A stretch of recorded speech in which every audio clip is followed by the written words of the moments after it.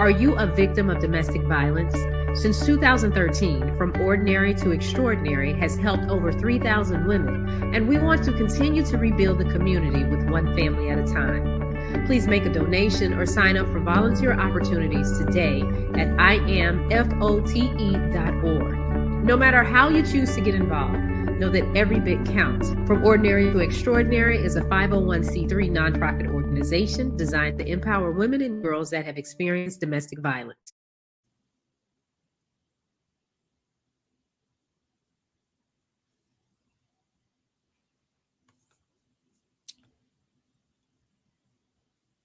Well, all right. Tap in. From Ordinary to Extraordinary. I just want to applaud Shawnee Scott for voicing over that commercial. That was an excellent job. Well, obviously the commercial has a lot of meaning to it. I mean, the whole video thing has a lot of meaning, but you did a great job, girl. See, I can't do serious stuff like that. I can't do serious. Yeah, clap it up. I can't do it. She clapped it up for herself, damn it. Yes, she did. Yeah. She clapped. She pressed her own button, Mo. That's what I'm talking about. She gave herself. Woman of many talents. She gave herself her own applause. She said, clap it up for me. She satisfied herself. She's the rose of hitting the applause. She's the rose. There you go. All right, y'all. Good morning. Today is Tuesday. It is Tuesday. Jay Black will be here soon. He hit us with a text. Good morning, Afro Queen. You are on point. We are only 11 minutes late. Yesterday, we were 13. I'm telling you. Progression is everything in life. Yes. Delayed, not denied. Yes.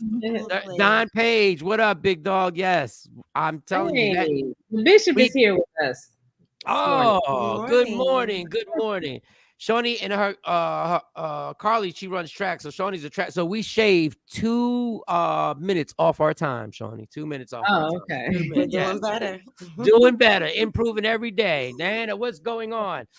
So I got a fun fact I learned yesterday. I wonder if you guys know this. I got a little fun fact. You know what I'm saying? Okay. Jay Black will be here. I don't know what Jay Black did last night. I don't know what him and the missus had going on. I don't know if they lit some candles, drank a little wine. I don't know. I don't know. I don't know if they set the mood, They may have had, they got kids. When you got kids, you got to plan your sexy time. Yeah, he might have been asleep early. They might have had, they might have had some old school Earth, Wind, and Fire playing. Who knows? Who knows what they had going on? They, Jay claims he's not affectionate, but I don't know. I seen him mushy. He doesn't like that. But I seen him in public. He was mush records. That's all I'm saying. I seen him too in public. They was mushy for real. They was mushy like some soggy mashed potatoes. They was mushy. Yes, they were. Potatoes? Yeah, mashed potatoes, you put too much gravy on it, then you leave it there. You don't eat it immediately. Yeah, but then it gets a little hard. All right, who am I start with? Okay, Mo. Go ahead, Mo. Yes. How was your night last night there, sexy Mo? So it was okay. Of course, I worked all night. I'm trying to nurse this voice and massage this throat. Whoa, pause. It is too early to leave comments like that wide open for me. Talk a lot. They understand. When you have kids, you catch the cooties. You catch what they have. Yeah. So, but our bodies don't do the same. Like they bounce back. They good. Us. And right now I'm struggling. Facts on facts. That's why I wear a mask now when they get sick. I wear a mask. That whole COVID thing it gave me one common sense thing. Somebody gets sick near you in the house, you wore a mask for years. If somebody gets sick near you, put a mask on. Because my mom was hacking and a coughing and a scrolling on TikTok. Hacking and a coughing and a scrolling on TikTok. Hacking and I said, Mom, put a damn mask on. Or I'm putting a mask on. I'm like, then you put a mask on.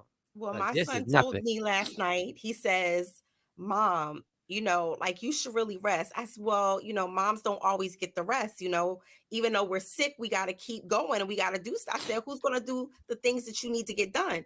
So he was like, Mom, that's not healthy.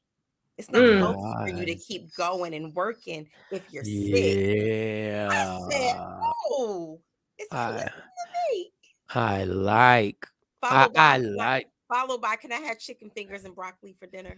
No, I like how he. He tells me it's unhealthy, and then he gets me a directive to fix it. I want this. You need to get some rest, but I need you to do this for me. Yeah, exactly. Get some rest after you make this food, girl. How about that? How about that? Hey, mom. And the broccoli. I'm super worried about you, mom. But please make sure I get these chicken fingers. Yeah, but what's for dinner? Yeah, what's for dinner? Because you know your priorities. You know what you gotta do. Good morning, Ashley Newman in the building. What you working out, Ashley? Because Jay Black know your schedule. What you working out? So you're good. You're just you getting. I am. Yeah, you're getting your throat. Yes. Do you use chloroseptic? Does anybody use chloroseptic? I have not seen that on the shelves in such a long time. I gotta search for that because that actually used to work. Chloroseptic. Take it like all day. Chloroseptic will numb. Yeah. How about that? You are pause records today. Probably pause on that one. But chloroseptic was amazing because chloroseptic you could swallow broken glass. Like it didn't matter once you would. Chloroseptic. Goodness God, Don Page. COVID is on its comeback tour, so be careful out there. Listen, Don Page. I take COVID tests every 3 to 4 days. COVID will be on the comeback tour for the rest of our lives, y'all. Mm-hmm. They ain't never gonna let that go. And I'm an outside mask wearer. It was just the germs inside my house that got me this time. So. The germs inside the house. All right. Well, what time did you fall asleep? Oh, 3, a little bit after 3 o'clock. I know for a fact. I don't know how you do it. I don't know how you wake up at 3 o'clock. Jesus. I really don't think I fall fully into sleep. I mean, well, you have sleep issues. Girl, I'm telling you, what's today? The 6th. So that would be the 30. I think I got 36 days sober. When I have alcohol out my system, my sleep patterns all fall back into normal. Circadian cycle resets. And now reason mine ain't. Yes, this cold got me coughing. Oh, got you coughing. Stacey Mitchell, I hope you're not getting sick. I hope that's just a cough. I hope that ain't nothing that's gonna keep you from the bank. All right, Shawnee Scott, how was your night last night? It was good. The girls had a basketball game. Fortunately, only one game because she put them on the same team because they only had one game. But all they got is one game. I had one upset child and one happy child. One happy child because the child played the whole game. The other child upset because she did not get to play in the game at all. So yeah, the coaches. Yeah, well, I mean, your daughter did explain it correctly. She said, well, it was a close game. So I guess the coach felt like she had to run with her starters. The A team played. She had the A team and the B team come since the B team didn't have the game. So when I got none of the B team played. So it wasn't that she just didn't play. Right. Yeah. And so it was okay. But Carly she didn't turn the ball over. Well, she turned it over one time. But she got the team back. So was that acceptable, Pat Riley? Was that acceptable? Was that acceptable? She did a better job. She played a better game. You ain't pull out the game, Phil Jackson. You ain't pull out the game. You wasn't gonna pull out. I didn't have to walk down there and snatch her out the game. So she was taking shots, doing her fast breaks. She wasn't being so scary out there on the court. She did what she was supposed to do. So. She took some jumpers, did the whole 9. Mm-hmm. Yeah, she missed them. So I told you got to work on shooting because your shooting is terrible. It's awful. It's unbelievable, man. It's awful. I don't know. How you take all them shots and miss all of them, and then she went to the line and only made one of her free throws. So she got to work on it. She has some work to do. If you don't take them, you can't make them. You miss every shot you don't take. You miss every shot you don't take. She missed every shot that she could. No, you got to keep shooting. Even Michael Jordan went 2 for 32. Like Michael Jordan has some bad days. Allen Iverson has some bad days. Nah, but we having a bad season. You need to practice shooting. You need to practice. I just know you ain't even I don't know, Joe Jackson. You ain't even had no damn happiness in your voice. When I talked to you, I was like, so she hit me with the score, and I was like, yo, this score is high. It's a high score compared to the last games. Like it was a Golden State Warrior score compared to the last game. I was like, oh, it was up by 1, fourth quarter. Carly hit it was tied, and Carly hit the free throw, which she won't explain. The free throw that took the lead. In the game. Those are the highlights, Mom. Those are the if ESPN was showing the highlights, they wouldn't show what she pointed. They would have showed the free throw. Okay. Damn it.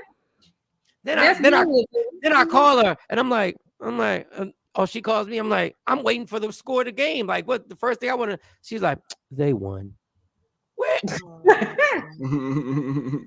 Wait. Where's that energy when you complaining? Why don't I have that same energy? Why ain't you Red Bull when they win? Why ain't you a 5-hour energy drink? Like all of a sudden, they won. Oh, yeah, they won. She want to beef about this assistant coach. I'm like, no, tell me about the game. They won. Because when they lost, I got a whole damn dissertation. I got a whole damn acceptance speech. I got a whole on turnovers, and then I'm gonna pull them out the game. Pull them out the game. You keep turning over the ball. If you don't pull them out, I'll pull them out. If you don't go to the court, I'll go to the court. They win here. Well, what happened? They won. What? They won. They had a, they played a team they played a good team. They played a good team, but and they won. All them shots. The score could have been higher, but have you ever seen Reggie Miller? The whole team, they all need to work on shoot and pass. Because they look like a soccer team. They run all to the middle, and then everybody is swatting at the ball. I'm like, what are y'all doing? That's called coaching. They ain't got no leadership. They ain't got no coaching. That's what it's called. Jay Black, how was your night? Night was good. I didn't realize it was a sickness going around, but yeah, my boy has been sick. He missed school yesterday. He's not going again today. Lady Q had to ride around like 5 stores trying to find some children's Tylenol and Motrin. Who knew it was a shortage? Who knew? It is. Well, I didn't know. I never heard. I had to Google. I said, really is a shortage. I'm like, what is taking us so long? Where are you at? So I'm going to my 5th store. I'm like, 5th store? You supposed to just went and got some Tylenol. But yeah, we got a sick house. Hopefully it don't spread. Them schools are spreading germs. I'm blaming it on the schools. But other than that, everything was good. A little Monday Night Football. This happens every year. I hope Buddy feels better. I don't ever remember people running out of children's Motrins and Tylenol. But that's based on a whole governmental thing that's going on with the recession. Don't tell me it's a conspiracy, Mike. No. The recession. A lot of things are short now. Because Mike always got a conspiracy theory. No. It's not a conspiracy. It's called the recession, and a lot of product isn't getting shipped the way it used to get shipped because the amount of buyership isn't where it used to be. Well, y'all better go to the store and get you some fresh ginger root out of the produce department. Get you some lemons, some root, Joy, and brown sugar. I'm telling you, my kids have not been sick. That's what I give them. They never. We drink ginger root tea. I make them drink it. They don't like it, but they drink it and they ain't sick. Okay. Well, come on. Well, Mo said you were late because you and Lady Q had an adult night last night. That's what she said. I thought maybe that was y'all playing I'm on staycation. Yeah. When you're on staycation, you ain't going to your 9 to 5. Yeah. You do things differently. Yeah, they said this is what Mo said. On vacation and got up late. Yeah, he was on vacation and got up late. That's because they celebrated. Well, Mo said they celebrated the vacation. They started it off late. They cracked it off last night. They were drinking a little bit of wine. Jay might have had a few shots. And they're like, don't put on that thing you think I like that you put on. The reasons that we're here. That's silly. But Buddy knocked out on that NyQuil. They gave him NyQuil. They were falling out of bed last night. Oh, no, they gave him ZQL. They put ZQL in his dinner. They didn't even know. They go, I know I felt so sleepy. He knew how to step up on that step. There's a lot of parents that do that. They drug up their kid. Take this time. Take a little Benadryl. There you go. Take this Benadryl. My grandmother, whenever I got sick, my grandmother would lace me up with straight liquor for real. People be like, you do it for TV and you put a little. No. My grandmother was like this. She gave me a shot glass. She was like, I was like, how do I do this? I was sipping. She's like, no, Bobby, no. Then she was just showing me, pow. I was like, well, all right, Abuela, let's go. Let's get this problem. Little did I know what that was leading to. My night was cool. I went to my training session for that job or whatever. You accepted it when we last. No, I just went because you get paid for the training. So I'm going to the training. Yeah, I'm going to the training. So you apply for a job you really didn't want. They call you, you nail the interview because just your natural personality to nail interviews. So now you're going to accept it by going to the training just because you get paid for training.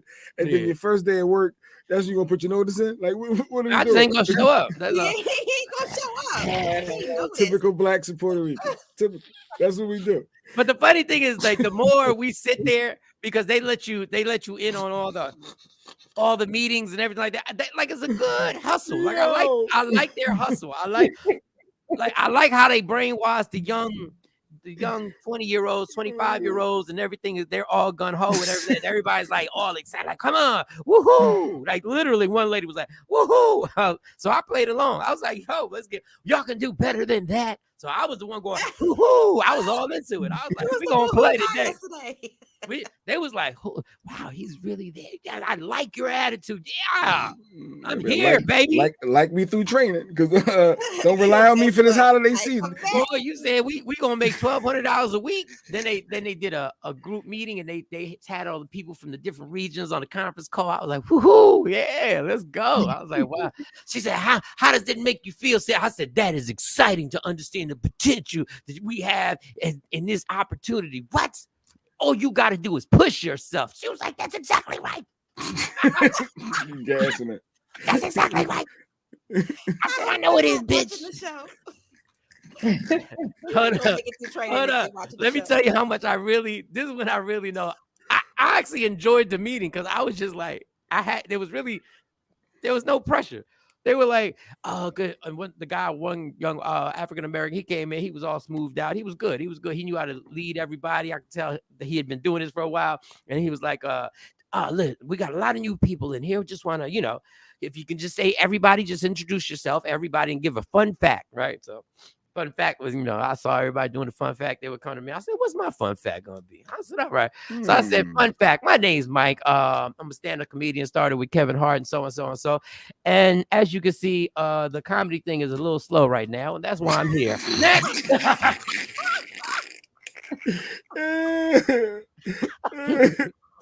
cannot. I can't. Room started laughing, and the girl was like, wow, you okay? I was like, yeah. That's right. Woohoo! Okay, that happened. That sounds like 18-year-old and his second night at FedEx training. Never went back.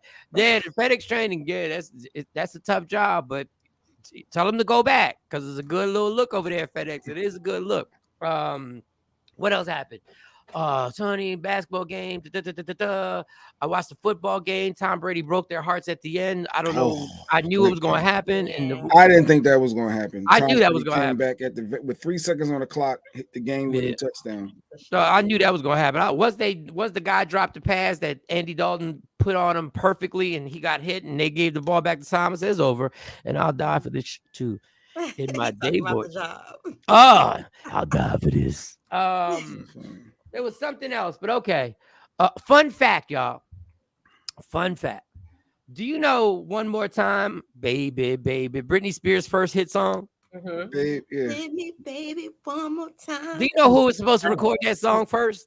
Does anybody know who was supposed to have that Was song? it a black artist? I'm not putting it out there. I'm not going to limit it. Would it be TLC? It is TLC. Good. That sounds like something they would do. TLC. It went to TLC. Simon from American Idol, but he wasn't an American Idol yet, knew the guy who actually did the song. And he heard the song and he begged the guy, please give me the song. The guy said no. He said, I promised it. He said, hold on, listen to the story. This is Simon telling the story. He said, I promised it to a girl named Britney Spears. And Simon said, with a name like Britney Spears, she is never going to make it. And the guy, so he offered the dude, he said, listen, I will give you a 500 SL Mercedes. I will send it to you right now if you give me the song. And he said, and the guy was honorable and looked to it and said, I can't do it. I promised this young girl, this is her first opportunity, and I promised her this song. And he was like, it's going to fail. It's going to fail. And he was Simon, and I was 100% wrong. So that's a fun fact. Now, Time for my game called Real Life Questions. Are y'all ready? I have a scenario today that I'm going to put y'all in.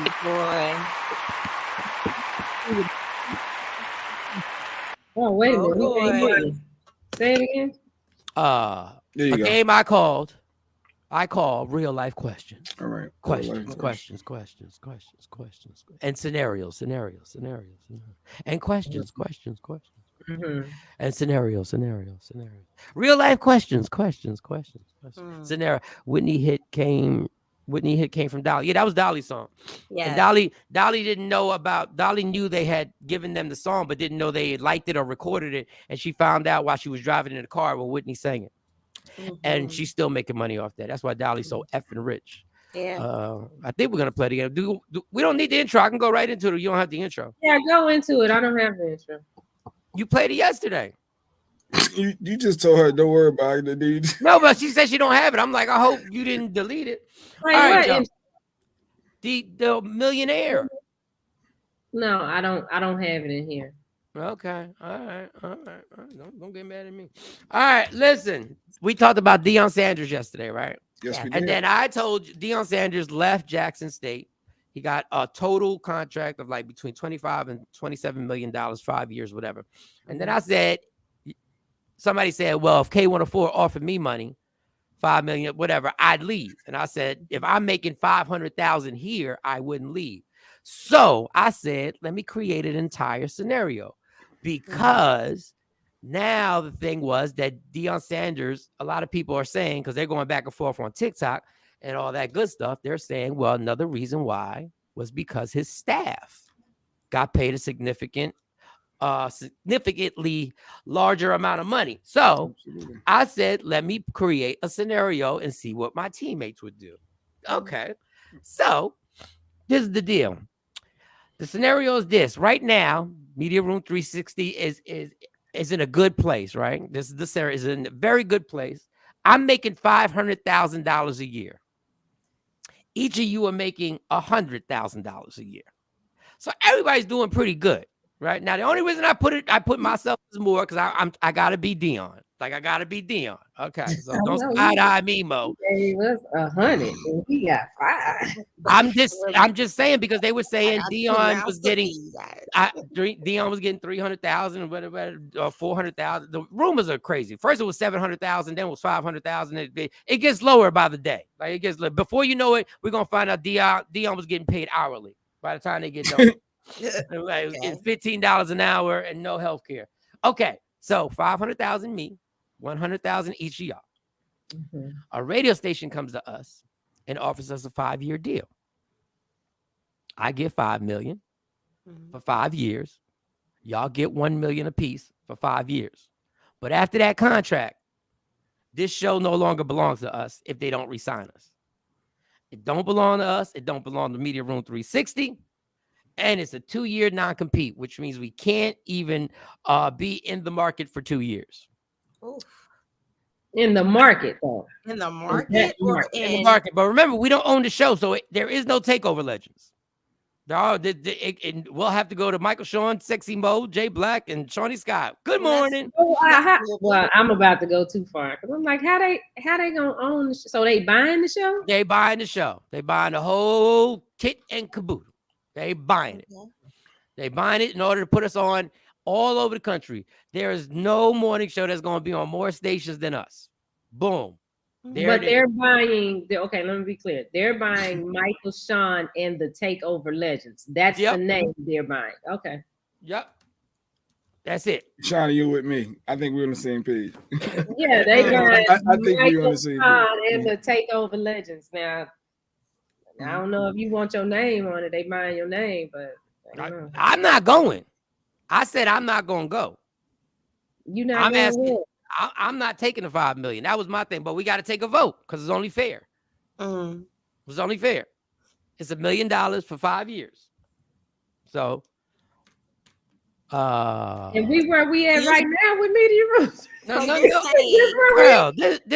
why are you not listening to the scenario? Okay. For clarity, are you saying that each one of us? Hold on, let me start with Shawnee. She want to disagree so bad that she has already closed her ears. I told you the situation. You're making $100,000 a year, and we've made it for the last 5 years. I'm making $500,000 a year. Go ahead, Mo. Yeah, so that's not enough for me not to work for 2 years after that in my respective. Like at thinking on a collective level. Okay.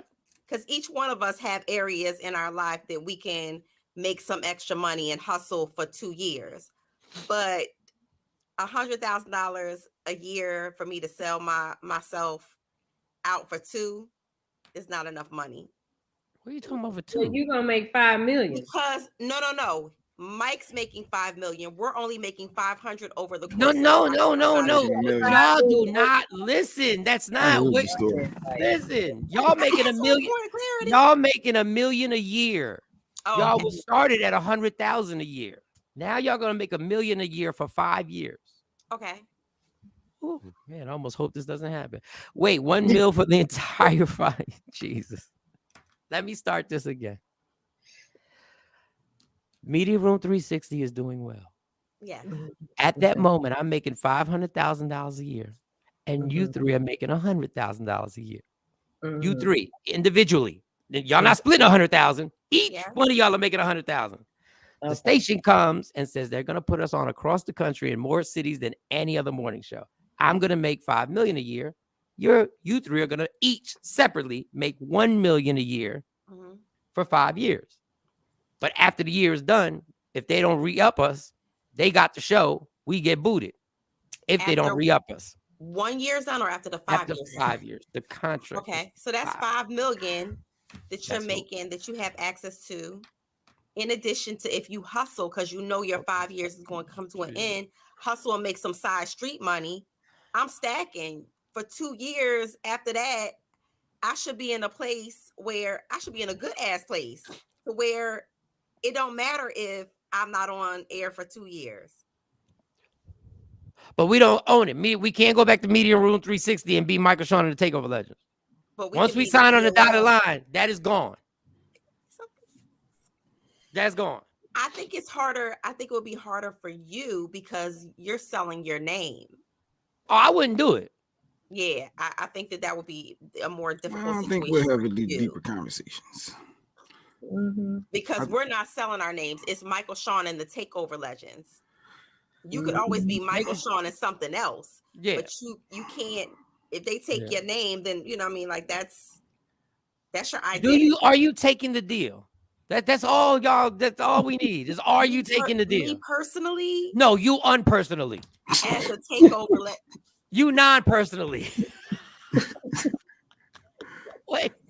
Yes or no? Are you taking the deal? I would take the $5 million. Okay. Because I know we could reinvent ourselves. Okay, Shawnee.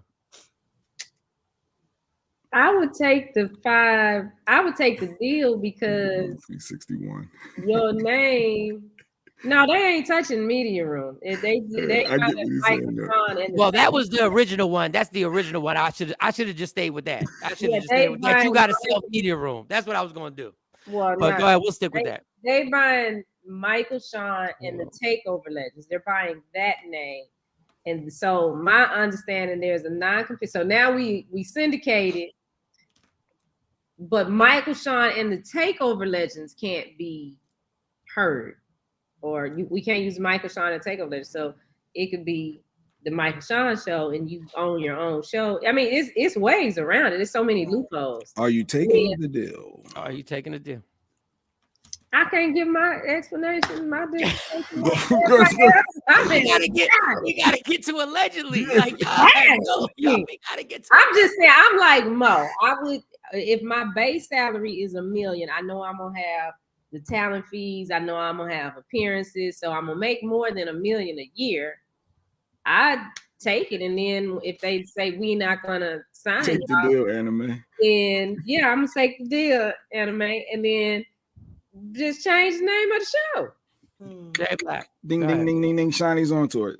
Absolutely, you take the deal. And what you do is you start branding the new name for if this doesn't work. So we'll be branding the TOLs. So before you know it, they have Michael Shawn and the Takeover Legends, but all we talk about is the TOLs. So when we start our own thing, we'll be, TOL morning show.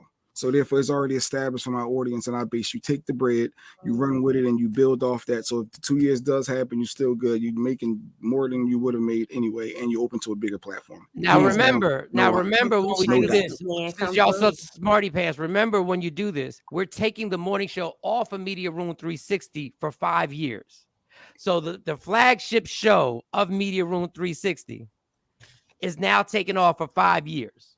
Mm-hmm. So that's a big deal when we actually have Media Room 360 pop. If Media Room 360 is literally paying us, which is Shawnee Scott, if she's in a position that she's paying me $500,000 and she's paying herself from the show, which she should, because she's a co-host, she would pay herself $100,000. Pay yourself. If she's paying $800,000, that means Media Room 360 is about to pop. That means it's on the verge of popping. On the verge and popping is two different things. No. It's all. First of all, wait a second. See, this is where you turn into a worker. Your mentality is a worker. Okay. Because if she's dishing out $800,000, that means it's already popping. I'm talking about we on the verge of taking everything over. We're on the verge of taking everything over. And that sounds good in the perfect word. There's a lot of people that almost made it. There's a lot of people that almost was close. There's a lot of people that almost. The bigger picture. I need to go with the guaranteed, and then we can flip it and go from there. You're getting a guarantee and make Media Room 360 larger than life by strategically taking this deal and strategically cultivating another show, like Jay said. Yeah, Betamax was almost about to take. Remember the Betamax almost. Betamax, but the thing is, this is why the red boxes. This is the problem. They almost took off. But this is the problem. VCRs were told they weren't going to take off. Did they take off? Did the VCR take off? Yeah, they did for a minute. Did the VCR take off? When people were telling Netflix, when Netflix was out way before we even thought about it, way before we even knew about Netflix was out. And everybody was like, what, you think people are going to stream their TV? What I would do, because I mean, that's true. If I'm paying $800,000 for one show, yes, then I would take the deal. I would still take the deal, use this money that I'm making to I wouldn't get rid of my platform. I would still keep it going. It's just Michael Shawn and the Takeover Legends wouldn't be the flagship show at the time. I'd focus on one of the other shows. And then when that exactly, Don, they don't get 5 years is up. But we're not stopping. I'm not stopping Media Room. But my thing is, it's going if our show is getting paid that much money, it's going to affect Media Room 360. Now we have to promote. We're going against Media Room 360. Now we're promoting this radio station, Hard Body, and we're actually taking money from you. When in actuality, if we just kept grinding, and we're not even grinding. First of all, if Shawnee came right now and told y'all too that she was going to pay you $100,000 a year, y'all would throw a celebration and pop champagne bottles right now. We sure would. And the building, right, Mo. why would we jump over there? Because they're paying us more money instead of staying here and push this platform to where we make that money here. Why are we running over there? Opening up the doors. That's why I changed my mind with the whole Dion thing, because we also opening up the doors for white people to make more money. To be able to pay more people of color shows, people, and give other people it's more exposure, and it's showing that we. Yes, I wouldn't stop pushing Media Room. Yes. I wouldn't. Did Satchel Paige leave the Negro League to go to the major leagues? Did he do that? Yeah, when he was. Did he open up the door? Did that open up the door for black people? Okay, you can say that about a lot of. Hold on. No, stay on that point. You should have stayed with them. Okay, well, stay on that point. Building your own league. Okay, well, stay on that point. The Negro League fell apart. No, I'm just saying it opened the door. No. It opened the door for what? The Negro League, the reason why they started bringing them in was, number one, because they were great athletes. Number two, because they saw that the Negro League was beating the New York Yankees. And they were like, we can't have that. We can't have these N-words beating the New York Yankees. So they were like, well, let's start peeling the onion. Let's start getting it. Let's start taking them. And what happened was they only have like 2 Negro League peoples in the Hall of Fame or whatever. I hear what you're saying. Listen, I'm not taking a deal, so y'all would be mad at me. It would be TOL morning show featuring Michael Shaw and Shine. Like you could change the name. You could. First of all, I'm not pushing media room. Like I wouldn't shut my stuff down. I would say, okay, I'll come over here and do that show, but I still have this over here. Yeah, right. Tashambi, we do get side. I threw that out there because I'm just thinking it opens up the door. So I understand what Dion is doing. This is we're finally getting the opportunity in this space. So let's make the best of it and support. We've been getting opportunities in this space for damn near 90 years. There've been black head coaches. They said it hasn't, not in the Power Five. In certain conferences, there hasn't been. There's a black head coach at Notre Dame. And how many? So out of whatever many years, out of how many coaches? What is it? This is what I'm thinking. What is the percentage? But this is the whole point. We've been fighting for the Oscars need to represent us. The Oscars need to represent us. We just go up there so you can show it can be done. Can be done what? When you got your own. Why are we jumping over there? If we're good. It's hard to turn down that money when you can pay your staff. You got a $5 million budget just to pay your coaches.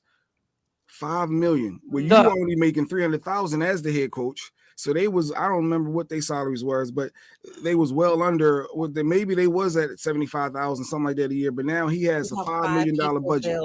So now he can pay. But it's been like that forever. What they do is when they found then they're going to get their own coaching jobs down the road. When they found out, they're going to hire more people. First of all, now you're doing what you claimed I was doing. You think Deion Sanders is going to change a team that is horrible in Colorado when he's going against Nick Saban and the rest of them dudes to get these 5-star recruits? You're assuming that they're going to blow up. Betamax thought they was going to blow up too, Jay Black. Did Jackson State blow up? What was Jackson? Where was they before he got there? Jackson State wasn't playing Michigan. Jackson State wasn't playing Michigan State. Jackson State wasn't playing Alabama. Jackson State wasn't playing Georgia. No, they weren't. So it's a whole different ball game. But once again, if you throw money at somebody when things get worried, sounds like Mike is saying that Master P story. Exactly. They threw him $1 million and he said, "You got to be kidding me." I wish I would take $1 million.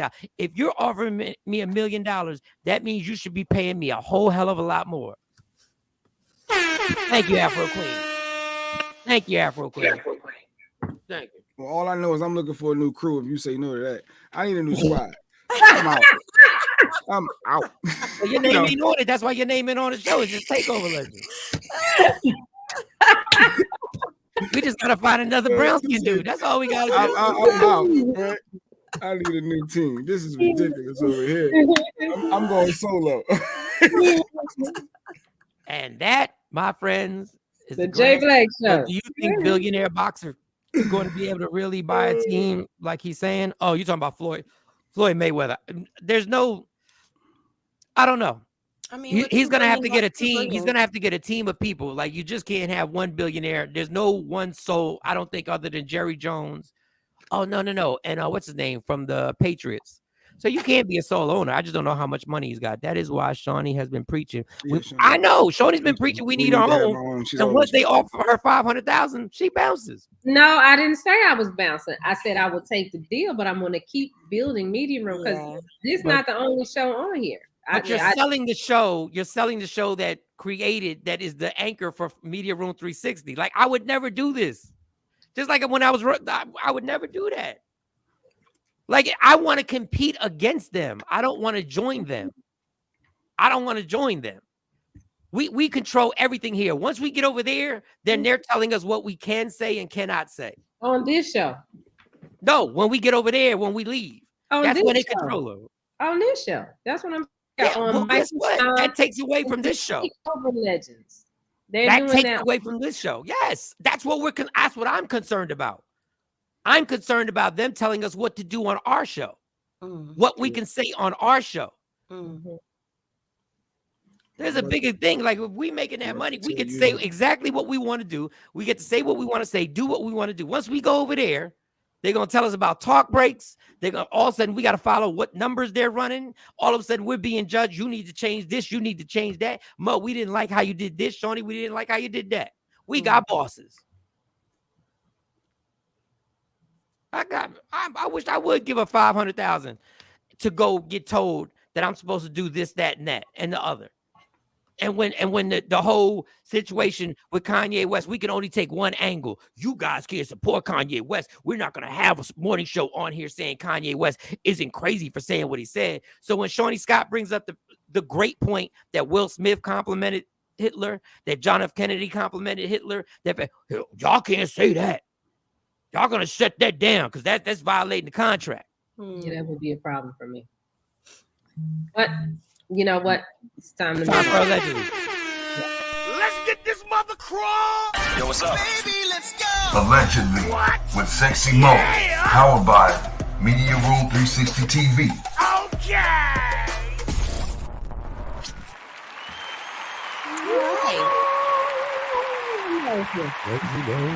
Sexy Mo. And Uncle Shawn. Don't get your story. The TOLs. Kanye just can't catch a break. Oh, the funny thing is he just says TOLs. I had to create that. Let me tell you a little history about TOL. Oh boy. The radio station that we were on flipped formats. And they were playing pop music. And they were like, you can't call yourself the Takeover Legends. And I said, oh, okay, we won't. We'll call ourselves the TOLs. And they were like, oh, that's pretty generic. I said, cool, we're the TOLs. So that's where he gets it from. He gets it from my ingenious, innovative mind that actually had to change things. So he running with my brain right now. It was Donna, Karen, and DKNY. Like it was perfect. Yeah. Go ahead, Mo. Hit that story. So, you know, we've been talking about Kanye, and I feel like he's not catching a break. Everywhere he turns, somebody's trying to siphon his money, trying to take his money. And Milo Yiannopoulos is not budging off of this $116,000 bill that he's allegedly hit Kanye West with. He's saying that. Yeah, I'm like, so of course, Milo Yiannopoulos, he is responsible. He does like media consulting for like campaigns and things like that. So of course we know that allegedly Kanye West was supposed to be running for this big presidential campaign, pre-campaigning, and he's supposed to be the mastermind behind this. Well, my sources tell me that Kanye, is saying they never had an official agreement. He was helping him with things, but they never had like a contract. So Milo Yiannopoulos, he actually fired him. He said, you know what? I'm not going to use you. I don't need you. And boom, bam, he hit him with a $116,000 bill. And he's trying to take him to court allegedly for owed monies. I didn't know a handshake deal. He's saying it is media consulting. I didn't know a handshake deal could actually be legal. Can be legal and be held up in court. If verbal agreements are binding in certain states. Damn. Yes. Well, in certain states they are legally binding. On Judge Judy, they are, and on what's the Maryland? He said on Judge Judy, they are. On the People's Court, they are. No. Oh God! Wait a second. 43 minutes and 48 seconds. Please timestamp this so people can see that in a critical lawsuit with a billionaire, Shawnee Scott just quoted Judge Judy. Oh goodness. But that's Milo. There go Milo. Yes. And so he's supposed to be this big time. He's represented Nick Fuentes. A few popular. I know the time of this episode on the Jetsons. No, we'll go ahead. He's represented a few high profile people. And so he's now wanting Kanye to pay up his tab. I mean, I don't know. Listen, Kanye, you told us you were a billionaire. You threw it on his face. Just take care of the tab and keep it moving. You notice the people, he's alleging that people are freezing his accounts. He's alleging that people are now like shutting down his streams of income. He's not getting the money that he's supposed to get monthly. So maybe he doesn't have it. And let me tell you something. He's tightening his belt. He's moving the whole Donda Academy over possibly to a church or community center now, that might be, you know, a viable. As of yesterday, it's saying his net worth is 400 million now, no longer whatever, no longer 2.9 billion and all that. No, so 400 no longer million. a billionaire. Let me tell you the one person you don't do a verbal agreement with, somebody who's bipolar. I'm just being real. I'm not even trying to be funny, because you already know the next day they might be like, I'm not doing this. And legally in court, that is something that can be upheld because he's not in a state of mind where he can actually make sound business decisions like that. So I'm telling you, I've had handshake deals with many a woman before we went to an apartment, and she reneged. We had a handshake deal at the bar. We had a verbal agreement that it was about to pop off. And bam, and then when we got there, she reneged, and I was gonna take it to Judge Judy, but I figured ovaries, I wasn't going. There was no way I was gonna win, because you know she was gonna be like, no means no. But I said we agreed. We negotiated the whole thing. Speaking of negotiations, Michael Shawn, if you want to date Lori Harvey, my sources tell me that you must sign an NDA. Yes, my sources tell me that if you're going out on a date with Lori Harvey exclusively, you have to sign some papers. What's the point of dating Lori Harvey if I can't tell nobody? And if you break the deal, then you are on the hook for possibly $1 million. What? So first and foremost, I mean, and this is all alleged. First and foremost, if you're dating someone too late and they have to sign an NDA, that means that they don't have more to lose than you. So which means that $1 million, putting $1 million price tag on there or a levy on there is nothing if you're dating a regular Joe Smo. Yeah, but we already know all your business, so it's too late now. You should have got them NDAs signed way before Michael B. Jordan and Future and the rest of the like, it's too late. Well, you know, she's taking. Well, we're gonna find out you kissed another girl. Whoa, I'm shocked about that. Oh, I can't believe you had a threesome. You allegedly. I mean, she's getting her brands together. She's moving in a different direction. So, you know, I think that she's trying to protect herself. And this is probably come under the advisement of probably a group, a team of people, publicists, lawyers, you know, her mama. Why she just don't chill then? Just be single and NDA and wear a condom, but I ain't doing both. No. Yeah, I'll sign an NDA and wear a condom, but I ain't doing both. I mean, she's a pretty girl, but she's trying to protect her brand. She's trying to build a little empire here, and she's protecting. Yeah, I guess now, you know, in hindsight, she's getting older. So Jay, for real, really. What? In hindsight, now she's trying to, you know, do damage control over her life. Hey, I just want to know where I can get my hands. Where can I get my hands on these NDAs? Like, how do I get it? How do I get an NDA? So I needed that a long time ago. I should have known. I wish I would have had that. But I'd be hoping that you broke it. I'd just be hoping that you tell somebody. Like, I'd have Jay Black call and see. Like, Jay Black be talking. I'd be working with the paparazzi. Hey, look, paparazzi. Hey, Jay, make sure this bitch breaks this NDA.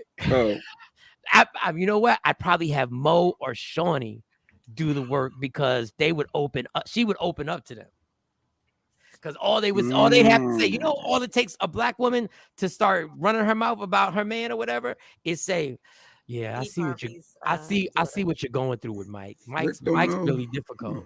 And she'd be like, he sure is difficult. Let me tell you about when we was at Applebee's, and he was drinking and he embarrassed us. And be like, for real? And at the same time, you got the phone recording. I know. He's done it to me. Shawnee be like, I took him to Golden Corral and he lost his mind at Golden Corral. He was taking French fries off of people. That's what he did. Let me tell you what he did. Yeah. Oh, I don't think I would be good for that one. No, here we go. You had one that I ain't like, and I thought I was about to fight the girl. So. Oh man, not fighting the Golden Corral. No, not at the Golden Corral, but it was like one day I'm gonna tell y'all the story. Every day I gotta fight to prove my love. No, it wasn't even like that. It was just on some, you know, like what? She just said what? All right. Don't get Jay in trouble. What? I was just pulling the pictures up. That's all. All right. You about to get yourself in trouble hating on about trouble, Michael Shawn. I ain't like her. I wonder why. I ain't like her. I ain't like her because she wasn't no good. Okay. That's why. Oh, you knew somebody that was better? Okay, I'm just saying. Go ahead, Mo. Go ahead.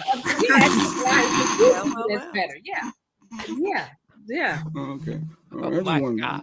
Go ahead, Mo. Next story. You want to play? No, I don't want to. Well, I don't know what's going on. I'm about to make you two sign an NDA. I'm about to make y'all two sign a non-disclosure right now. Go ahead, Mo. Go ahead. Somebody was thirsty on talking about trouble, Michael Shawn. Remember, I reported on someone actually trying to steal Lady Gaga's dog a few months back. Yeah, that was a while ago. The dog walker got shot, and it was just a whole big fiasco. Well, and you know, these Hollywood types, they take their fur babies very serious, like they're part of the family. So, according to my sources, James Howard Jackson, the guy who shot, who actually shot the dog walker, is getting 21 years in prison for this. Wow. 21? A young black guy. He's a young black guy. I saw the mugshot. 21 years for this. I think this is not the first dog he stole either. Hey, you can't steal dogs in America. You can kill black people, but don't you dare steal dogs in America, boy. Don't you dare. And so therein lies the issue on social media. A lot of people are in an uproar because they're like, nobody died, but he got 21 years. And here you go, there's police and there's brutality. There's people, taking matters into their own hands and killing people. And he's the stupid dummy that did it. Yes. Remember stupid dummy of the week? Oh, you stupid dummy of the week. You are the stupid dummy of the week on a Tuesday. You already won. Ain't nobody beating you. It's foul, Mike, to give him 21 years though. This is because he's black. That's what it is. Michael Ealy. No, he looks like no, he don't. No, he don't. No, you know who he looks like? Who's the guy with the dreads, the light-skinned guy with the dreads that was in the Janet Jackson video? Oh my God. When he was on Different World. I know he was on Different World. I know you're talking about. But I see why most say that. But Michael Ealy been playing all them disturbed roles. Yes. He been acting crazy. Where we at in Russia? Yeah, like 21 years for stealing a freaking dog. No, I don't feel bad. I don't feel bad. He shot somebody. I don't feel bad. The dog walker got shot in the leg, the butt, somewhere. For a dog. You out here stealing dogs, homie. Like, listen, you put yourself in that situation. You already know when you go in front of a judge and you are of a certain race that there's a chance they might lay it on you. And you took Lady Gaga's dog, and this is what's going to happen. You knew the rules before you knew when you got caught, you could be setting yourself up. You stealing dogs with a gun on you. That means you was thinking about shooting somebody. You like, I'm going to take this dog, and if somebody fight back, I'm shooting them. Yeah. Now, is it excessive? Yeah, but your dumb ass put yourself in position for that judge to be excessive. I wish somebody would try and steal my dog. Here go White Chocolate. They're going under the jail. F that. Oh, White Chocolate said she agrees with the 21 years. Well, she's half white, so no, I'm saying. Oh, damn. I play. The views and opinion of Jay Black in the top right square is not the views and opinion. It was a joke. I'm joking. White Chocolate, you know we love you. White Chocolate. She know that. And she know we make jokes. We love you. I mean, but you are half white. But we love you. No. Shadow wrestler, dog wrestler. All right, give me one more so I can, because I want to get to this Tampa Bay. You said 3. That was 3. Oh, that was 3. Oh, so thank you. Give her a round of applause. Thank you, Sexy Mo. What time is it? All right, trying to keep it tight.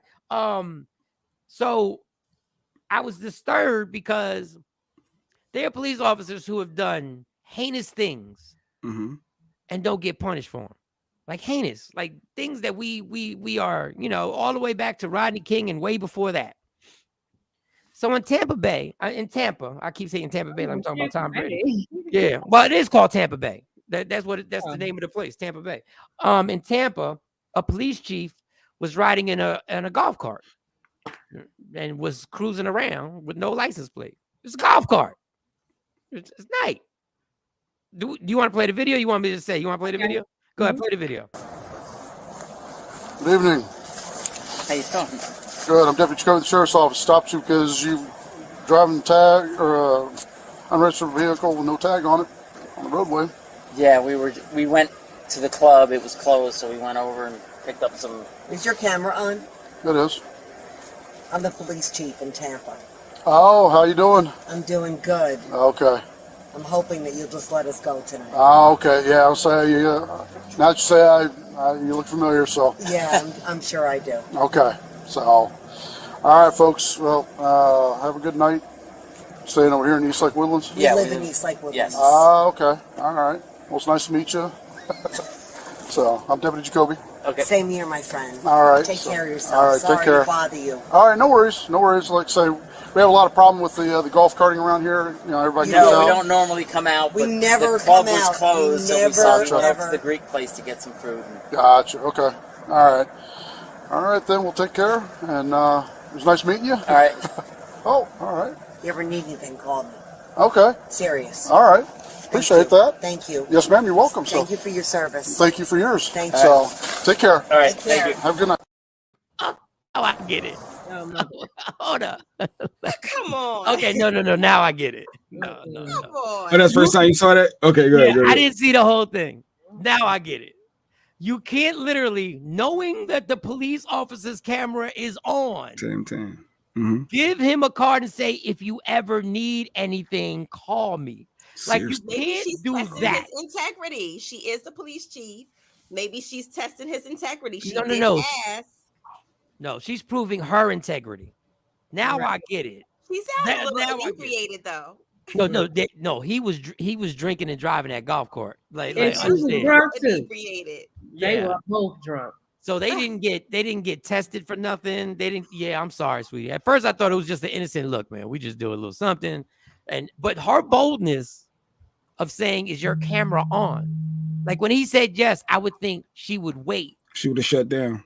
She'd be like, "Okay." Oh, dang, it's on. All right, let me chill. She flexed. I'm really not mad at her. Yeah, I'm mad because I don't. Professional courtesy. It's professional courtesy. You don't have to be the police chief or whatnot to ask for an extension of professional courtesy. The reason she was driving that golf cart to me sound plausible.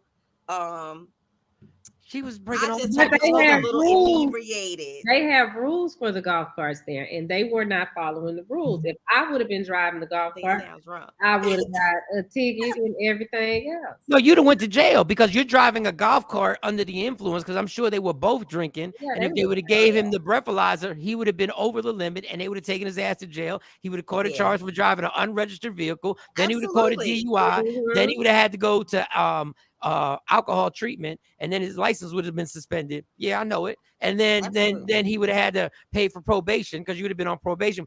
And she just said, that's not gonna happen here. And then she said, if you need something, call me. Call me. I'll be paid a favor. Or the other way around, like if he would have went through the traffic stop and then found out who she was and said, "Oh, that was the proper way. I'm gonna let you go," because that happened to me before when I was a 911 operator. I got stopped in my city,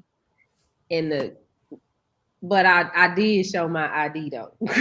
When they asked for my license, Yeah, you're supposed to just show that, and then I made sure that exactly. they see my city badge. And he was like, "Oh, you." I said, "Yeah." And he said, "Oh no, I'm gonna give you a ticket." That's one thing, but to be like, I protect you while you on the street. You should let me go. No. Like Rick said, you scratch my back, I scratch yours. That's normal. That's very normal. Yeah, but the problem is when we go ahead, Mom. Ticket. I mean, at best, it would have been, that's white been a privilege. ticket. I don't even think that the guy had intentions on giving them a breathalyzer. I think he was just going to give them a a little citation that she would have had to go pay the ticket or whatever. I think they would have got that. But I mean, well, at least he stopped him. Yeah, at least he stopped him. But he was doing his job. He was doing his job. Mm-hmm. I've seen detectives on video black detectives get pulled over, and he's like, I'm a detective, right? And this is for nothing. He's like, what you put me over for? And he was a detective. He showed all his ID, and they went through the whole process anyway. Now he ain't getting nothing because he made a phone call. He's like, okay, you want to play? And he made a phone call and put it on speakerphone. And they were like, "Huh, okay," and they backed off. I heard them two got pulled over for a DUI before, and she was kicked off the force before becoming a chief in Tampa. Well, damn, Afro Queen, you the new research department. Yeah. Why her husband be getting kicked up? I ain't mad at him. Run it back if y'all have time. Oh, you want us to run it back? Run it back real quick. Real quick. Good evening. How you doing? Good. I'm Deputy Jacoby, the Sheriff's Office. Stopped you because you driving tag or unregistered vehicle with no tag on it on the roadway. Yeah, we went to the club. It was closed, so we went over and picked up some. Is your camera on? It is. I'm the police chief in Tampa. Oh, how you doing? I'm doing good. Okay. I'm hoping that you'll just let us go tonight. Oh, okay. Yeah, I'll say you. Now that you say you look familiar, so. Yeah, I'm sure I do. Okay. So, all right, folks. Well, have a good night. Staying over here in East Lake Woodlands? We live in East Lake Woodlands. Yes. Okay. All right. Well, it's nice to meet you. So, I'm Deputy Jacoby. Okay. Same here, my friend. All right. Take care of yourself. All right. Sorry take care. to bother you. All right. No worries. No worries. Like I say, we have a lot of problem with the golf carting around here. You know, everybody. No, we don't normally come out. We but never the club come was out. closed, so we saw to go to the Greek place to get some food. Gotcha. Okay. All right. All right. Then we'll take care. And it was nice meeting you. All right. Oh. All right. You ever need anything, call me. Okay. Serious. All right. Appreciate that. Thank you. Yes, ma'am. You're welcome. Thank you for your service. Thank you for yours. Thank you. So, take care. All right. Thank you. Have a good night. We got a comment from Random Rick Reviews. What's up? I mean, how much of a menace are two folks driving around in a golf cart? I'm sure would have been a ticket or DUI situation in best case scenario. Yeah, but that's what it should have been. And when like a misdemeanor offense. Yeah, but when she blatantly says, if you need something, call me on camera, that is you're pulling the curtain so everybody can see officially what really pops off. So I see why she's got to be punished. The public can't see the police chief doing this. Mm-hmm. Well, I don't think that body cam footage was ever meant to see the light of day. Somebody in the forest saw and leaked that. I ran into the chief. He did. Well, let me see that footage.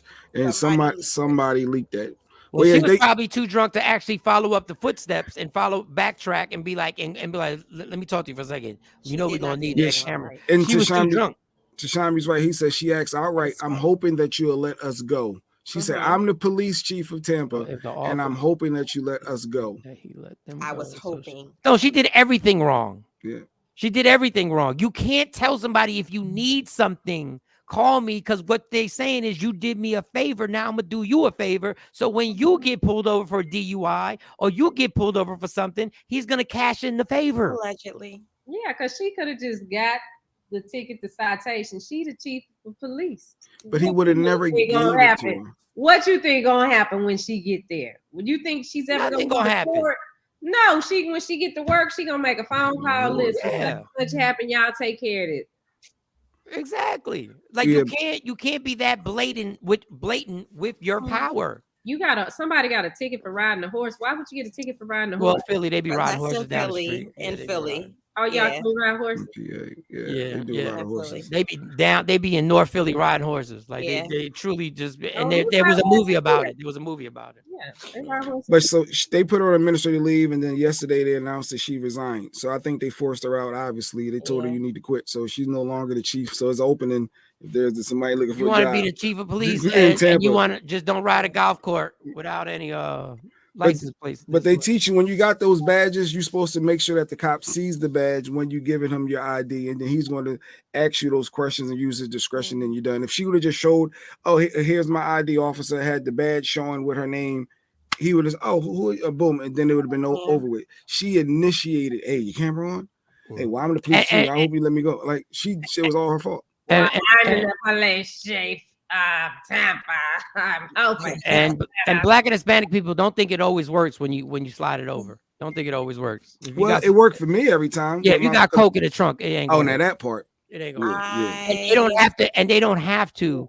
They don't have to do it because they turned down my cop card in the whole 9 and they saw a white lady go down the wrong way on a one-way, and that dude still gave me the ticket.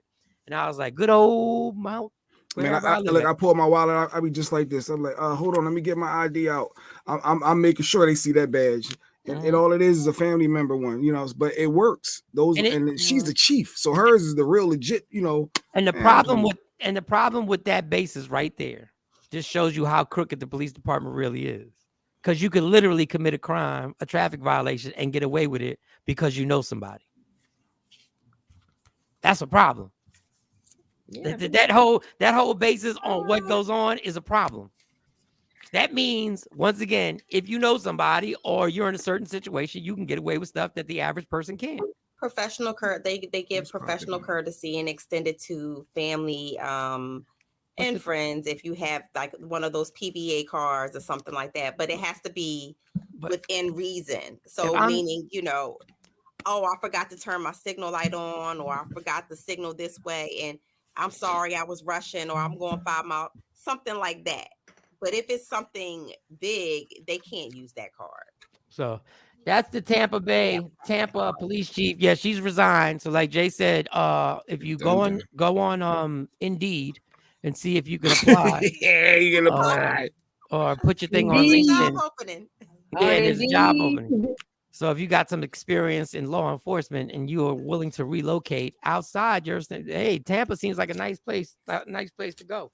All right. Well, now it's time for the question of the day, ladies and gentlemen. We don't have the question of the day. I saw this yesterday. Yes. The question of the day. Not yet. Oh, is he here? Okay. Our guest is here. It's 8:15. Wow, he's on time. Clap it up for our guest that is on time. He should see if he has a book called Business Model. No, we done had many business people who come on here and been like, oh, wait a second. I was just waiting for a cue. That's all I was. I ain't getting no check. I thought you saw it on the screen. You said what? I thought you saw it on the screen. No, nothing's coming up on my screen. If I ever get pulled over, I'm gonna say I'm with Michael Shawn, and you're going to jail extra long. Takeover legends. Police respond. Get out the car. Get out the car. Yeah. Step out the car, please. Don't use that name. The famous last words. You never get back in your car once they say step out the car. Once you get out, you're done. All right, my man. Every Tuesday, we'll be focusing on a business person who's doing their thing and making it happen. This individual works for AT&T, has a book out. The book is called, what was it called, Shawnee? The Business Model. The Business Model. I apologize. The Business Model. Mr. David Williams is in the building. Clap it up. Clap it up. He's on time. He's on time. He's on time. And he doesn't just work at AT&T. He ain't at the store selling No. He's not selling cell phones. He's not selling cell phones. Nah. He's not going to adjust your plan. He's not going to tell you about the latest models. No. As you can see just by his dress and the seat that he's in. Yes. Dave, what's going on? How you been? I'm good, man. Listen, you know, I work with customers too. Matter of fact, you know, in conference meetings, what I do sometimes is I'll bring an extra chair up to the table. And folks will be like, well, what's that for? I say, that's a seat for the customer to be in this conversation. So we don't forget why we're here. I like that. I like you. Yeah. You checking people before the meeting even starts. Look at there you what go. We here for? I'm just saying what we here for. What we here they for? They said we here a lot for of the times people. Forget. So this book, first of all, what made you write this book? Was it something you've been meaning to do for a while? Or was it something that you just said one day you just woke up and said, you know what, I'm gonna write me a book? Yeah. I can't say it's been like a lifelong dream. I mean, I think everyone has at least one book in them. But during 2020, when COVID hit, the outbreak of coronavirus hit the United States, the federal government mandated everyone to shelter in place. Well, companies, telecommunication companies are regulated. And when our employees work from home, the regulations say they can't see a social, they can't see a date of birth, they can't see a credit card number.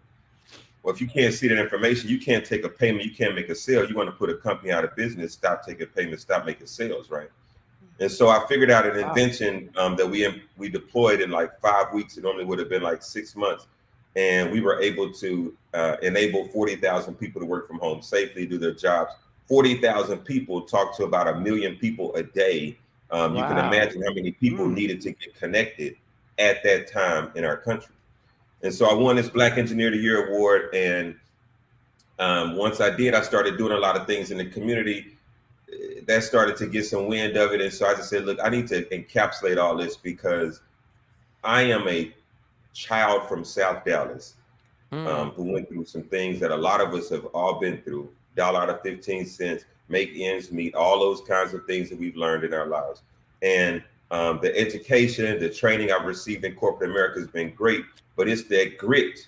It's that transferable skill of how to make $1 out of 15 cents, which is literally a 600% ROI.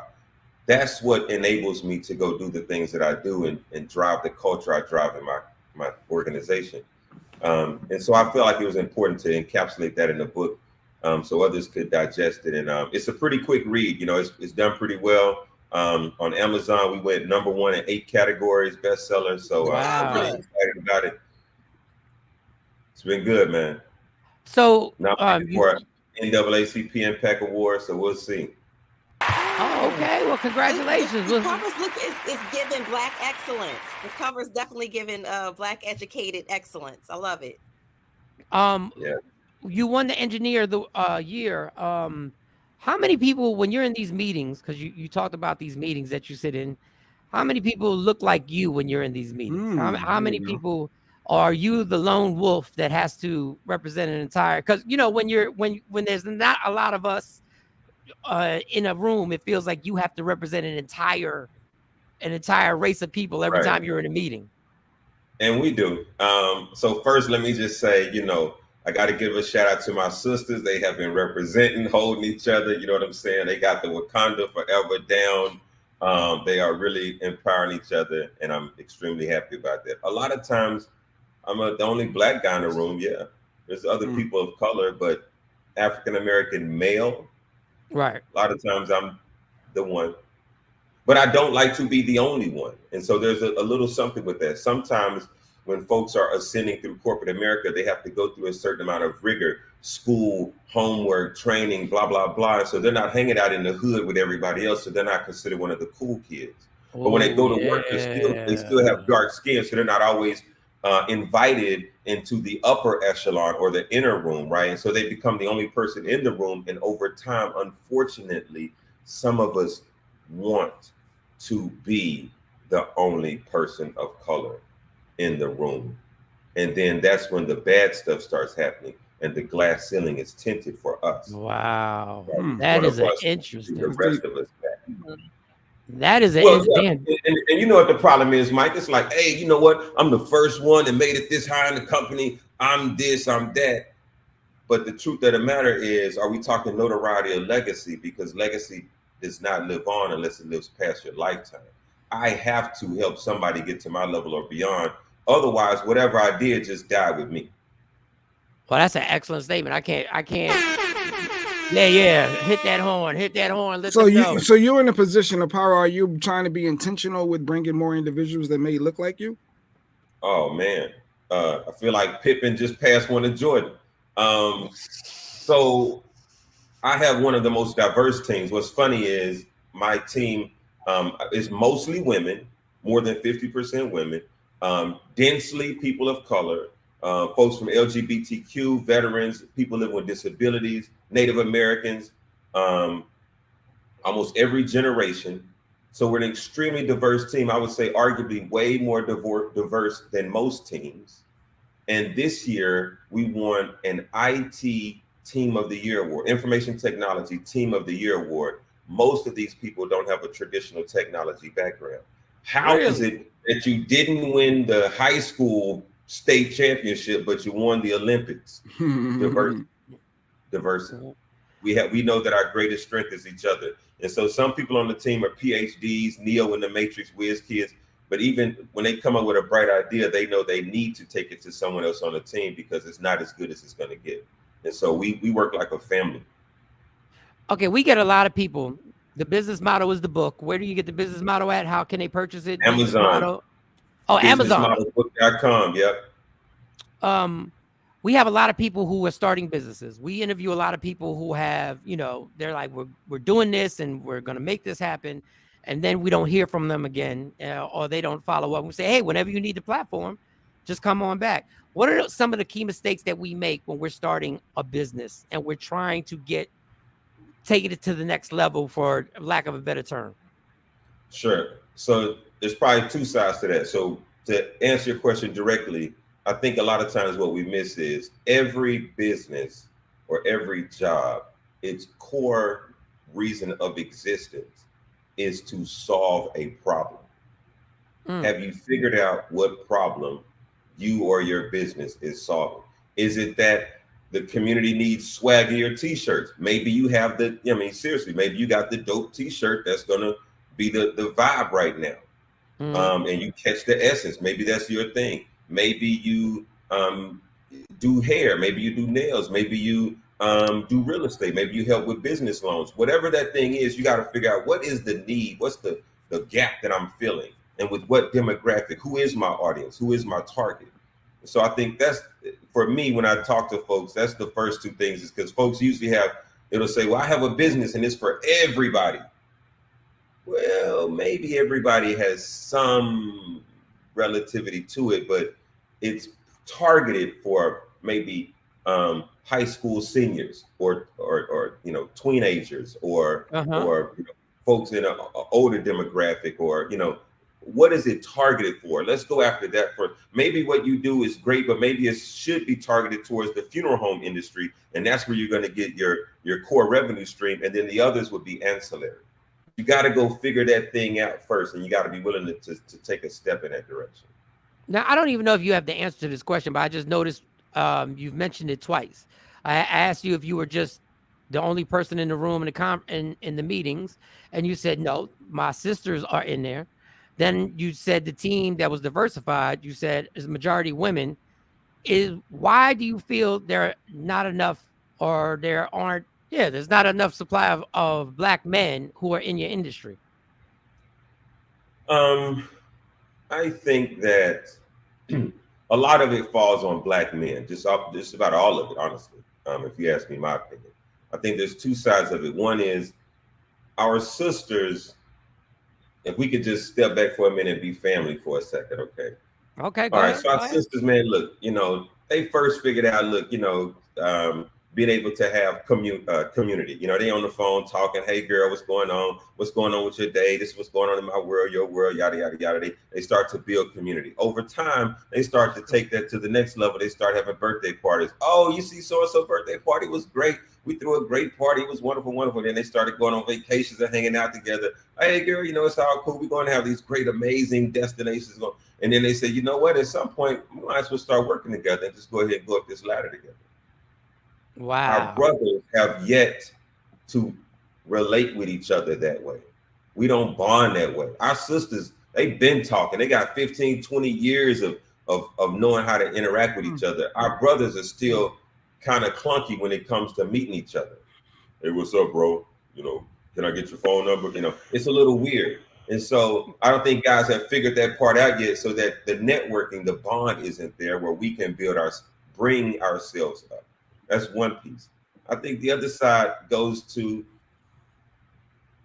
look, every mentor, and the folks I mentor, proteges that I work with, they all know this, right? And so every mentor, there's this phrase we used to talk about, mentorship versus sponsorship. Or a mentor is somebody who's going to give you advice. A sponsor is somebody who's going to speak on your behalf when the door is closed, behind closed doors. I take a different approach. I say, look, if you've been mentoring anybody for a significant amount of time, I'm going to say at least a year, maybe 6 months, but at least a year or more. If you've been mentoring somebody that long and you're not their sponsor, you're wasting your time and theirs. You're not trying to build the future. You're building an entourage, right? If I'm willing to help you, but not help you get hired in me, you know what I'm saying? I mean, I'm just building an entourage, right? I'm not trying to build the next generation of leaders.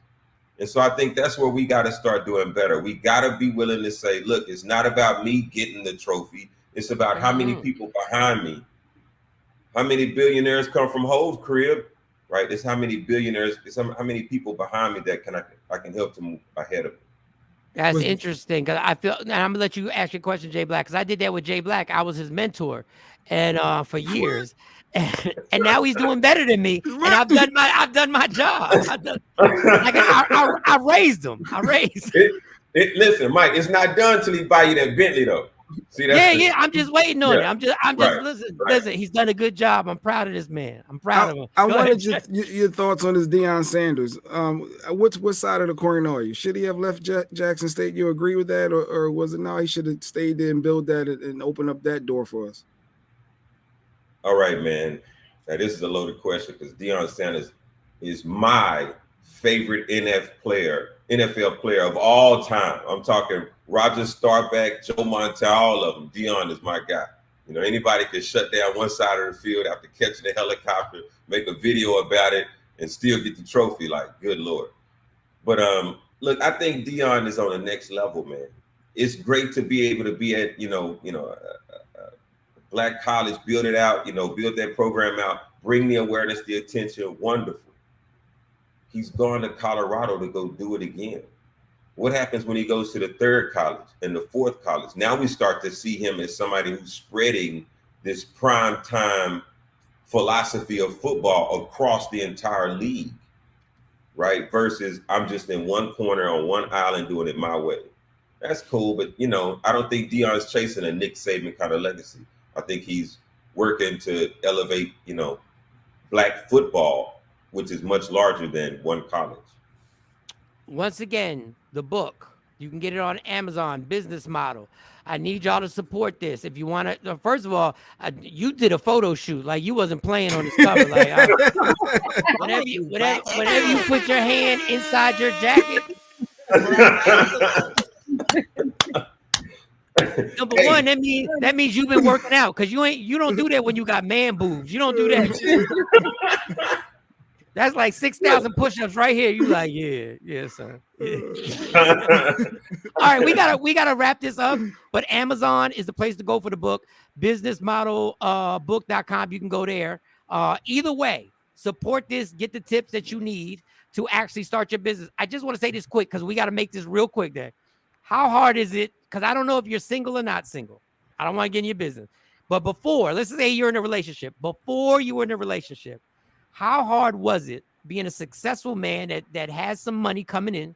Well, has money coming in. How was it for you to find somebody in the dating scene that you didn't think had an agenda because of your position in life? Oh, damn. Why we play the crickets? Why we play the cricket? Yo, man, listen, everybody's on social media. Everybody knows everybody's business. So, I mean, like, Mike, I know you got that paper, man. Let me borrow $1 million. I give it back, man. I give it right back. Let me just borrow $1 million. You giving out loans like that? I give it right back, Mike. Just let me get $1 million. I promise I'll give it right back. So was it hard to not find a woman that they have a check? I'm just saying. Look, man, real talk. Look, real talk. Listen, real talk. There's a lot of nice people in the city, in the United States. There's some nice people. Everybody's not, gold digging and chasing each other's paper. But yeah, there's a lot of opportunists out there. You just got to be mindful of it, man. Absolutely, Wow, you were really good at answering these questions. I ain't gonna lie, Dave. Let me tell you something. If you weren't going to buy the book, just on the way he answered that question and how smoothly he did it, understand this man knows what he's talking about. Make sure you pick up the book, Business Model. Amazon, go to Amazon or businessmodelbook.com. Dave, thank you so much for joining the show. And we'd love to have you back because even though I don't agree with you with Deion Sanders, that's why we would love to have you back to just have a conversation on different topics. So please, if you're not too busy, because I know you're running board meetings and all that other stuff and winning prizes and being nominated for awards. If we got your number, so we might be bothering you. So please take our phone call. For Deion Sanders conversation, man, look, you had me at hello. Okay, cool. So we're going to have to bring Dave C. Williams back. Round of applause for my man right here. Business Model is the book that you need to get. Amazon is where you need to go to. With these tips from a man who runs these board meetings and puts a chair and said that chair is for the customers. I'm going to do that for the next meeting when I have with the Takeover Legends. Well, our first meeting that we had together for the morning show. And I'm going to put on a microphone. For the viewers, right? For the viewers, I said, this microphone is for the viewers that are not here right now. Oh, I'm jacking you for that. All right, David Williams, y'all. Yeah, y'all. All right. Thank you. I love engaging with him. Like I love his energy and everything he brings to the table. So we'll do that every Tuesday, y'all. If you have a business that you got, if there's something you want to promote, all you got to do is hit up Shawnee or Shawnee, what do you want them to hit you up at? ShawneeScott.com, or do you want them to DM you on the Instagram? Well, DM's getting a little crazy, so I don't know. Oh. Yeah, they can we do ShawneeScott.com. I'll put a form up there. Yeah. So if you got something you want to promote, you got a food truck, I don't care what it is. You could be a Fortune 500 company, or you could just start this food truck business and start it popping. We can get you on here every Tuesday and make it happen. All right, y'all. It's 8:34 on the East Coast. It's 7:34 Central Standard Time in Dallas. And it's way earlier on the West Coast. But now I have Michael Sean's question of the day. Question of the day. I saw this question and it kind of messed me up. I was like, wow. The question is, you have a choice. You could spend 10 minutes with a loved one who has passed away. 10 minutes of a loved one who has passed away, or get $10 million in cash. Come on, Mike. What are we doing? A loved one who has passed away, you get 10 minutes to see that person. 10 minutes, they're right in front of your face. 10 minutes. You get to have a conversation with that person. Now you say it's easy. Well, I'm gonna take the 10 million. But if you get to talk to a person for 10 minutes, they get to tell you what happens after you die. They get to explain to you if what you're doing on earth is actually worth it. Should you be doing this, or should you be doing? They literally can tell you, listen, they can tell you, when you die, this is going to be an amazing journey. So stop stressing what's in life. It's going to be amazing. They can also tell you, you're a damn fool for not taking that 10 million. Like, what do you like? What was wrong with you? Like, but go ahead. Well, unfortunately, Jay Black is a callous heart man who just doesn't even. We'll see. Yeah. I mean, but go ahead, Mo. So 10 for me, million or 10 million. 10 so minutes. For me, because I try to treat people and be present for people in my life while they're here. The people who I genuinely really, really care about who have passed away, I've said everything that I've had to say to them, and I don't want to know about the afterlife. I see it when I get there. Give me that 10 mil, please, and thank you. I absolutely do want to know, because I want to know if he said that, if he or she, well, in my case, it would be a pic of a he. If he said, look, man, all this thing that you're doing, either way, he said, there's a reason why you need to act right to people. But he can also tell me, yo, you are wasting your time trying to act right with people and trying to do the right. I need to know what happens after this. I need to know, like, literally, he can answer the question of all questions. I believe in God, but is it real? Like, is it real? And there's also the aspect of, a loved one that was really, really close, and you're still haven't really fully, still grieving, and you still want more time. Like that, So I see that aspect now, looking from a different perspective as well. But I think it would make it harder in the grieving process if you are still grieving and you just can't get over not just the natural process of grief, but you cannot move past a certain part of your grief, and you get the opportunity to speak to somebody for 10 minutes. To me, I think that would be a setback. That would be harder for me, to talk to that person, have that person back for just 10 minutes, and then I got to let that person go again. That would be devastating for me. It would be traumatic. See, for me, if I'm going through it, there are people I lost that I never got over. To have that person say, I am excellent. Understand you don't have to grieve. I'm good. Well, let me go. When he says I'm good, don't worry about that you didn't say this. I knew what you meant. I got you. Trust me. Go live your life and fulfill every dream.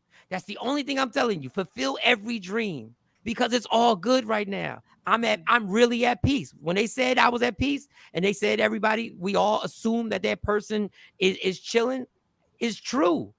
That would take a big lump off my shoulders if he said, don't worry about how young I died. It don't matter. Yeah, Adrian agrees with you.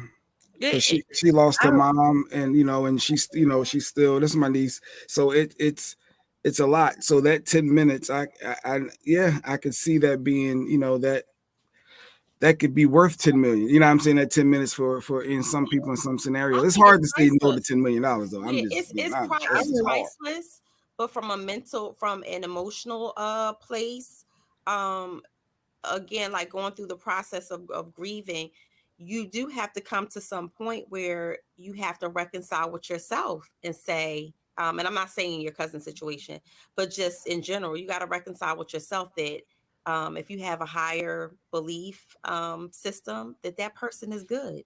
Yeah, but now you're getting proof. You can believe everything. You can believe anything. Shawnee Scott, where are you going with this? I think I would take the 10 minutes because, like, when I lost my granddad, he left me some money. But that's a blessing, Lady Q. That's a blessing. That is. You're right. Go ahead, Shawnee. He left me some money, which is how I started Media Room. But I was just like, when they called me and was like, because it wasn't even nothing I was thinking about, and it was like, well, your grandfather left you this money.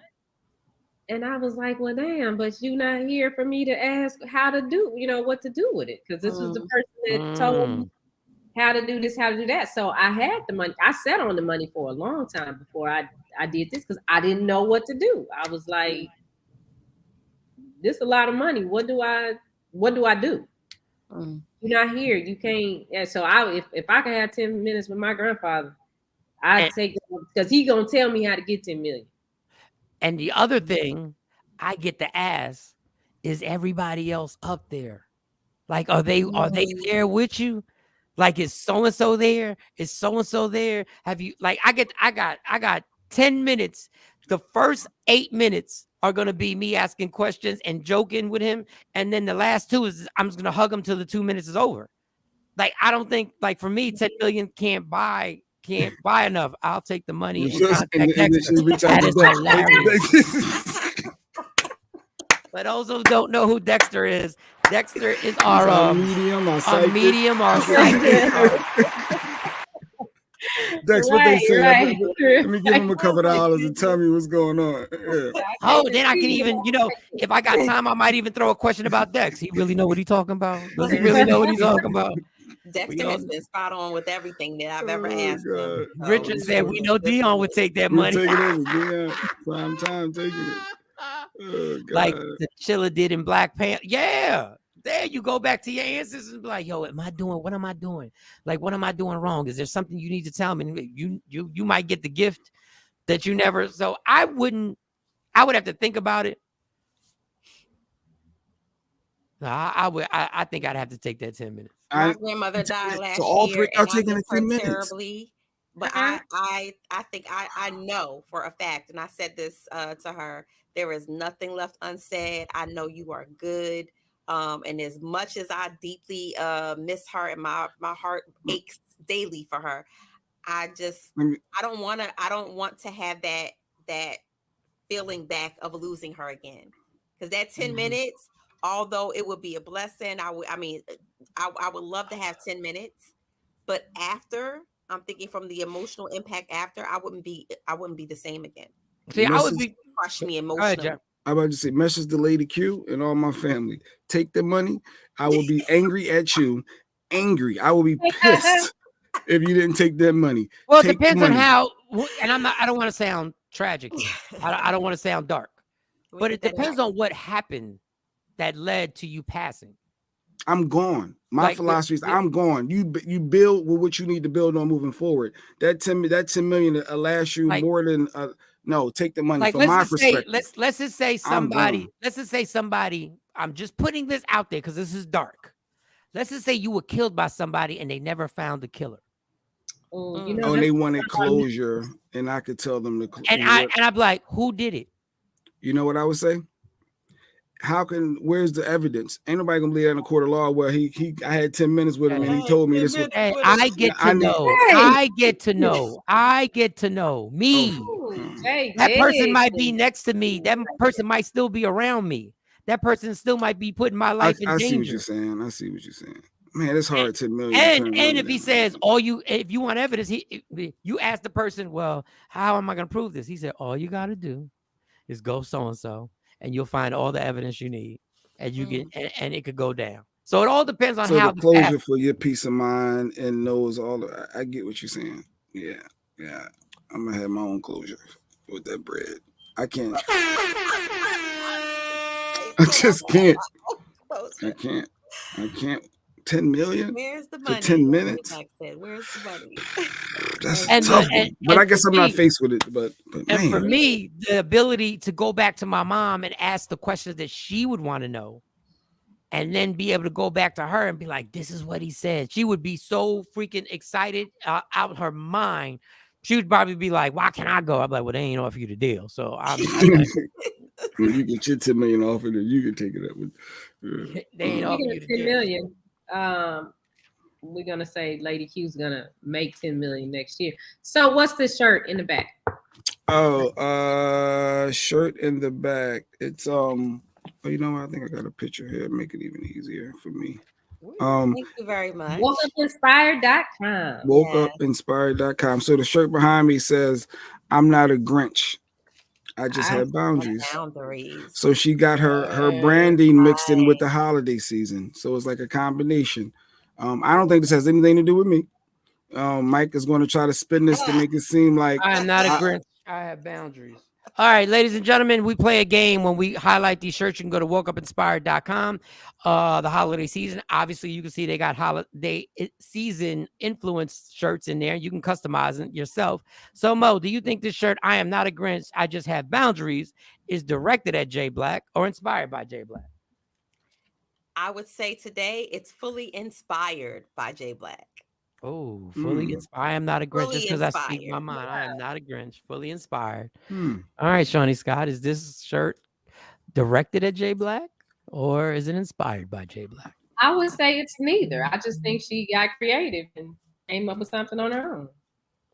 No, I will say never this been is an intern for in under Jay Black. That's why, Shawnee. You don't know his other side. He can be very, very, very, very moody and just. I think this shirt is directed at Jay Black because I think she's saying just because I have boundaries and just because I won't do what Jay Black wants me to do all the time doesn't mean I'm a Grinch. And she just used that. Instead of she could have used the B word because but since it's Christmas time, she was like, I'm not a Grinch. I am not a Grinch. I'm not a Grinch just simply because I speak my mind and I stand my ground. I am not a Grinch. All right, y'all. It's been a good show, and we'll end it with Is It Just Me? Is it just me? But social media has made certain terms almost extinct. There's certain terms people no longer say because of social media. One term that no longer gets said rarely is people never go on social media about a topic and say, well, I really don't know. Everybody knows everything. Everybody knows everything about everything. I don't care if they dropped out in the 6th grade. They will have an opinion on a math equation on Instagram and act like they got the answer.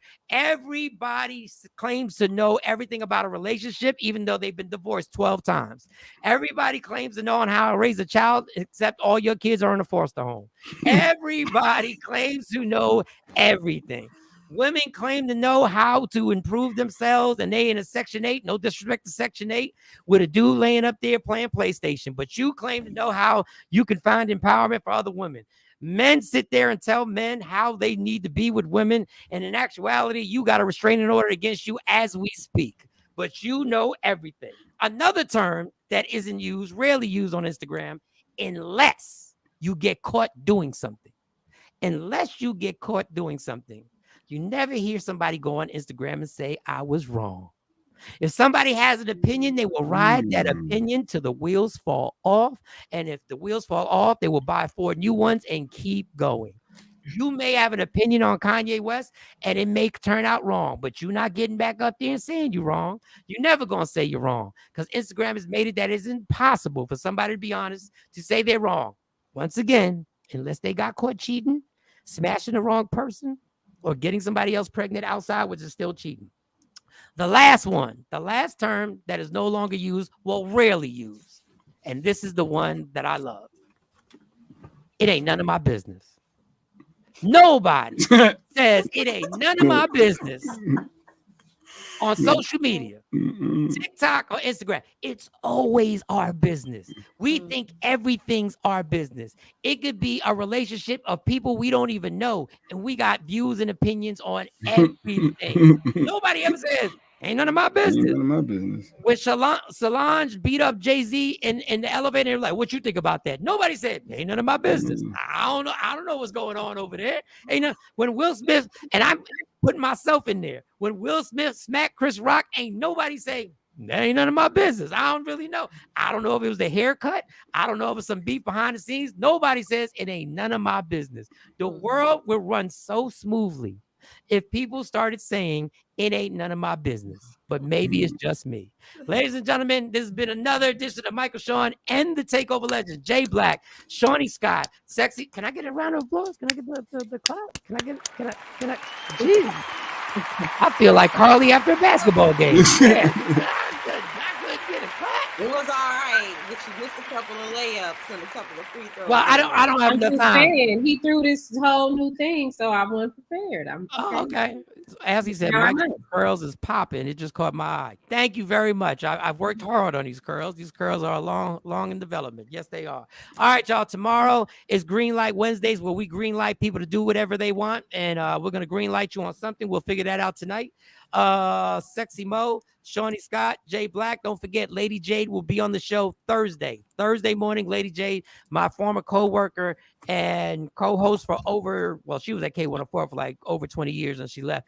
I don't know what she's going to talk about, y'all. She may not mention a word about what went on, and she may just focus on the thing.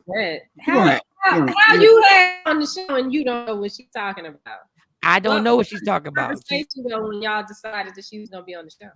But I just said you want to be on the show, and she didn't say not to ask her about that. She didn't say not to ask her. She didn't give any restrictions. Y'all not gonna mess up my friendship. Y'all go ahead and do what y'all want to do. Y'all not having any stipulations and any restrictions. Well, we will see. You can't give us no information before, you know. No, I'm not trapping her.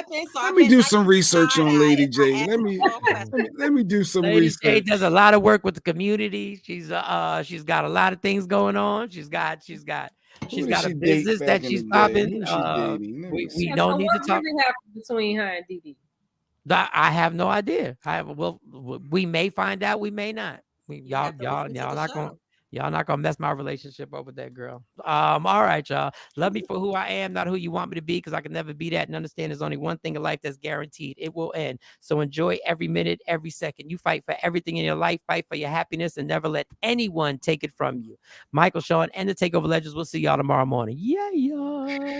Michael Shawn and the Takeover Legends, where the truth hurts, but also makes you laugh. Baby, tap in.